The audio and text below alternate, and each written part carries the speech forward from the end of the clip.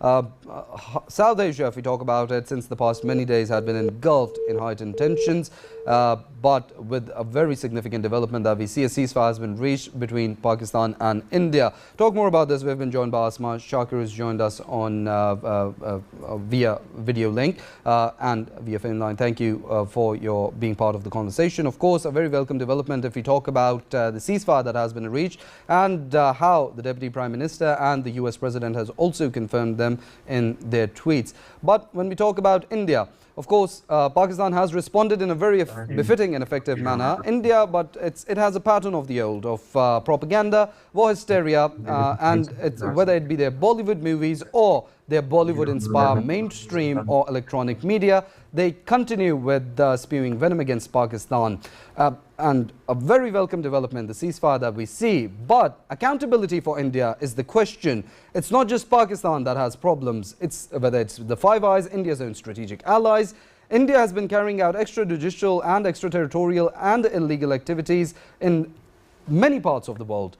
Accountability for India for its illegal and extrajudicial activities. It's not just plunging South Asian region into chaos and turmoil, but it's affecting this peace and stability of the world at large.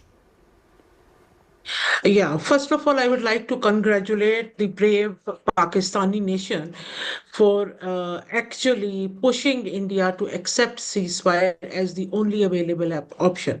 That is what Pakistan, since day one, Pakistani government was requesting India, was stating that war is not a solution. War is not something which is the solution to any problem, but it is beginning of more problems.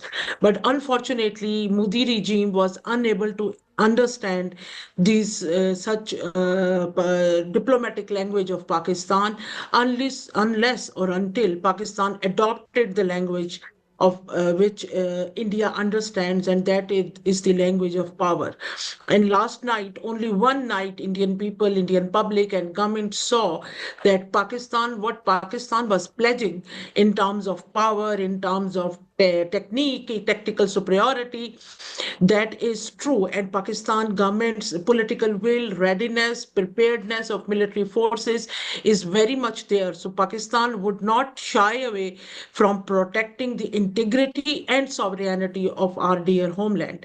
So after that, Indian government accepted this ceasefire as the option. Otherwise, you have seen that since the Pahalgam incident, all international community was trying to convince India and stating in different statements that peace is the only option and both countries should talk and negotiate whatever problems they have.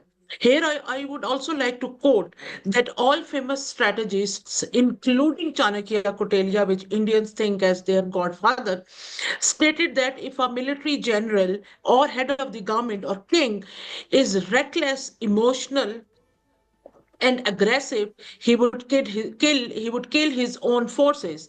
And that's exactly what Modi regime has done to Indian public and Indian military.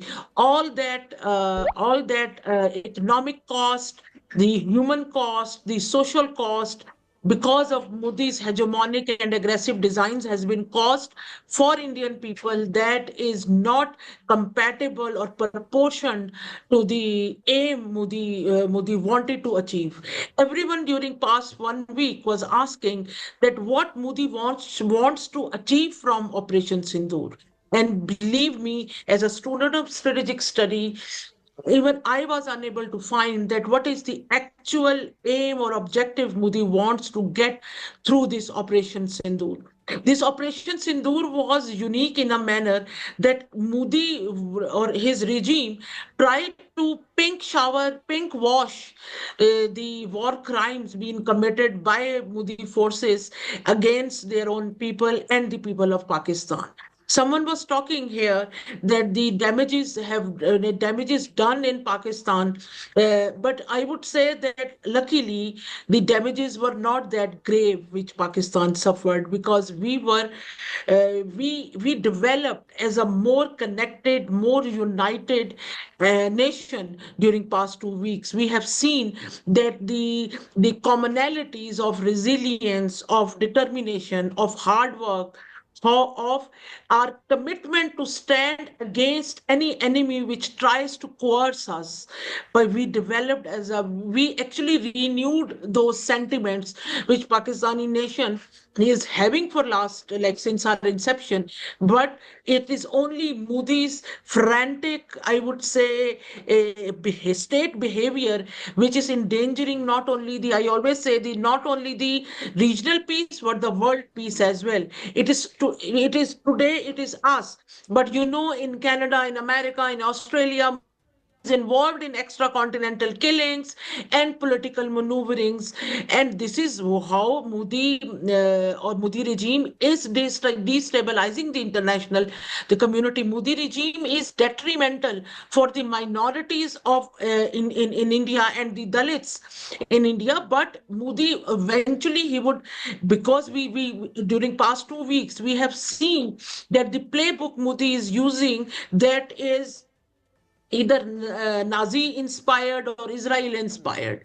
So that is what international community has to think, that do they or can they afford another rogue state? Because you see, people were asking me that why Modi is committing all those crimes and doing all these things, which doesn't look good for a nation which intends to become an economic power, which dreams to be a regional power or a superpower.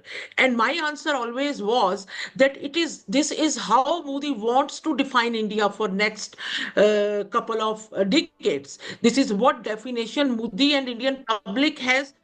Definitely, Dr. Asma Shakir, very important points that you raised. And of course, it talks about how the radical mindset in India by the BJP regime, by the RSS inspired, and of course, a radical mindset that is not just creating problems for the Muslims in India, but it is targeting every minority, whether it be the Sikhs, the Christians, even the lower caste Hindus are facing persecution under this radical mindset. We'll continue with our conversation.